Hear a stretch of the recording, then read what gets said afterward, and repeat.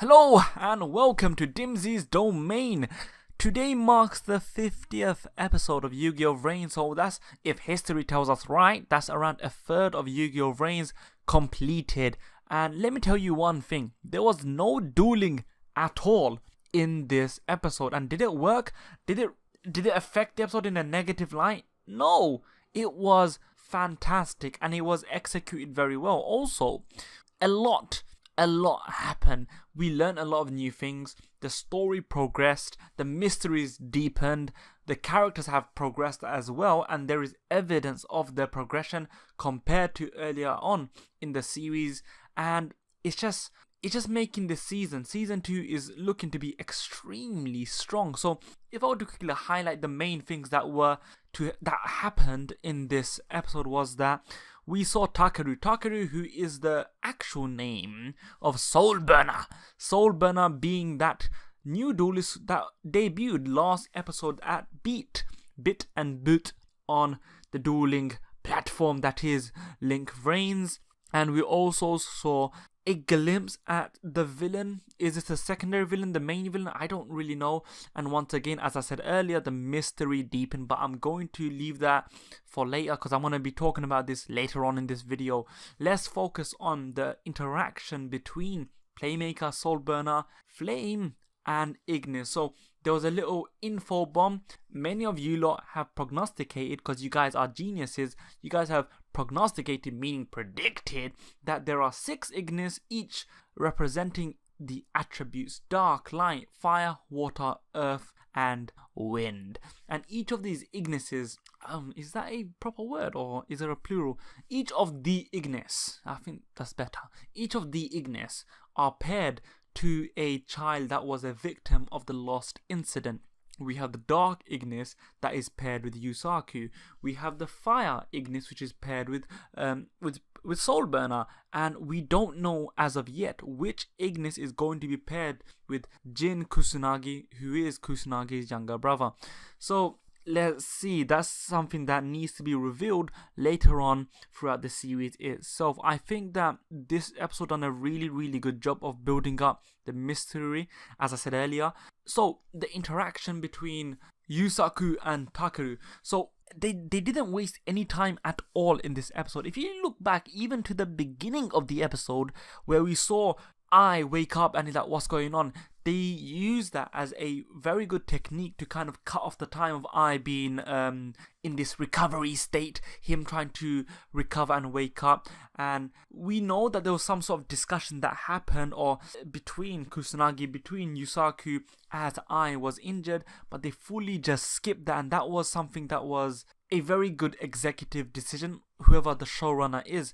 It was very well paced, very well put together, and all the scenes meshed extremely well. Now, in terms of the comedy was top notch as usual, but we got comedy from 2 different fronts. First one being from I guess he came from the Ignis, and the other one being from Flame. I was just an absolute joker with his innuendo filled.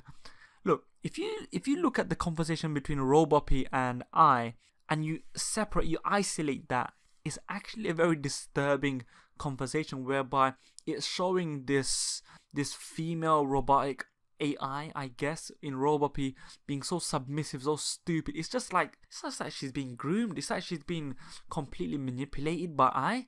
And just the way he said it, I'm gonna make you smarter. Come on, you need to listen to me. It is just. It's quite, am I thinking too much into it? It's quite weird and quite messed up. Regardless, it's really funny. Now, the interaction between I, Link Karibo and Roboppy is going to be a treat for us. I know it's going to make many people laugh, and it was very hilarious just from that interaction alone. When we moved on and moved forward to I going to and talking with Yusaku then saying it's 3 reasons, blah blah blah blah blah. The third one being a hostage suits you. So even Yusaku is bringing out the humor. He is letting himself open up a little more. And this episode, if you really look at it and examine this episode, was Yusaku showing a lot of character development. Remember in the first season, at the end of the first season, Yusaku was very adamant. Look, to Revolver, you're like me. We can be friends. We can do this. Blah blah blah blah blah. Now, although Revolver rebutted his offer of friendship, and he told him pretty much get lost. You'd think that Yusaku should become a hardened shell even more. However, it doesn't seem to be the case. He seems so open to have and make friends. He seems so open to kind of try his best to kind of follow up from what he showcased from his duel against Revolver. He wants to make friends, and what an opportunity when you see this airhead that is Takeru trying his best to approach Yusaku. Now, as I said earlier, this episode just does not waste time. They've already said and they've already told us how, the two Ignis have communicated via some complex code, so you don't really need to have the, oh no, how will I approach him?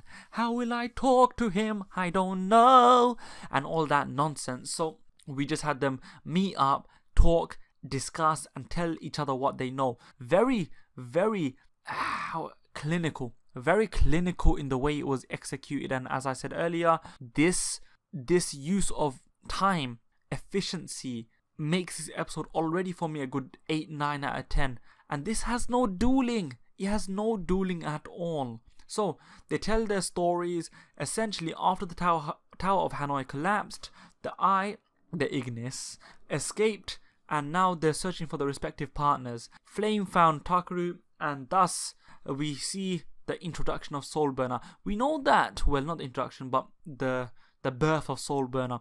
But we know that Soulburner, or Takeru himself, is more of a shut-in, and his personality really came across in this episode, whereby he's as Flame said, a shut-in. He's very shy. He's very, I don't know if he lacks confidence. He seems like a male mirrored version of Blue Angel, yet he's not as lonely. It's just the fact that he's more of a shut-in, I guess. He's more of a shut-in. He doesn't seem to be one to deceive everyone, as Blue Angel is, Aoi is deceiving everyone by being this very shy introvert, and on the net she's this idol. She's a really, really massive extrovert and a massive figure in Link Vrains, whereby what I get from Takeru is the fact that he's just a cool little geek. He's just trying to do his thing and he's saving the world, I guess. I'm gonna burp.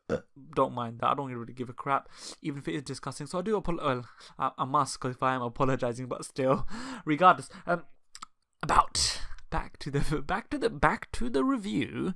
We also saw Haru and Bowman go back to their hideout, it seems, and this mysterious spectre, this shadowed out figure, comes and says, look, have you acquired Jin Kusunagi's data? So they know exactly who Jin Kusunagi is, and if they know who Jin Kusunagi is, I suspect that they also know every other, the identities of every other lost child victim, lost incident victim. So they know Playmaker.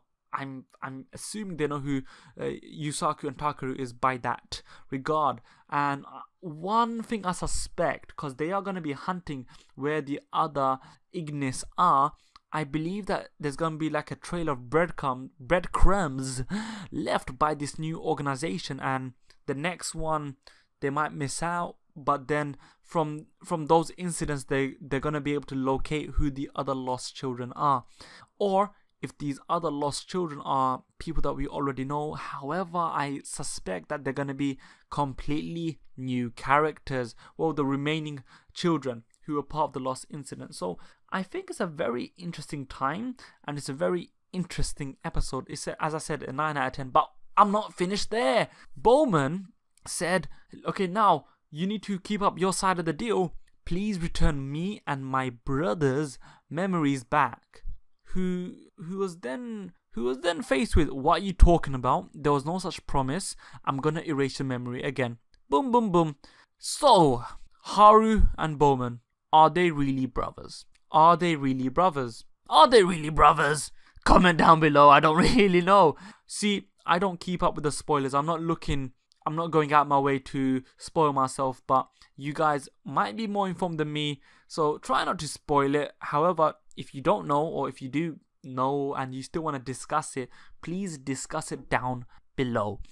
Next thing on the agenda, we have just the whole reveal of who Yusaku and who Takeru are to their respective parties. They tell each other what happened, and also the Ignis reveal all as well. So supposedly whilst I was out and about, the other remaining Ignis were discussing around their world what they're gonna do. Should they trust humans? And it's a very nice way to tie in what was a key point in season 1, being the fact that we can't trust artificial intelligence who have free will. And now the artificial intelligence, the AI, the Ignis are now discussing, because they got free will, can they trust the humans? So it's this clash of two different races, one being the product of another, but the product is able to produce superior technology, thus being a danger to the maker. However, it could also be a great benefit to the maker. So there's a very fine line, and if you want to talk about theology and just in general what is right and what is wrong in this situation, although it is fictitious, it is a very good discussion point. Who is right and who is wrong? Can you really pull the plug on something which you've essentially given life and free will to? When something has free will, it has the ability to feel, it has the ability to think for itself, to make rational and irrational decisions. Therefore, it's very much a living being. So, is it right to kill off the Ignis? I don't know. So please do discuss that. But as they're discussing, they get attacked by a new enemy who knows all of their weaknesses, and boom, boom, boom, Cybers is eradicated. However, the Ignis are just able to survive and escape. So now the hunt for the Ignis begins.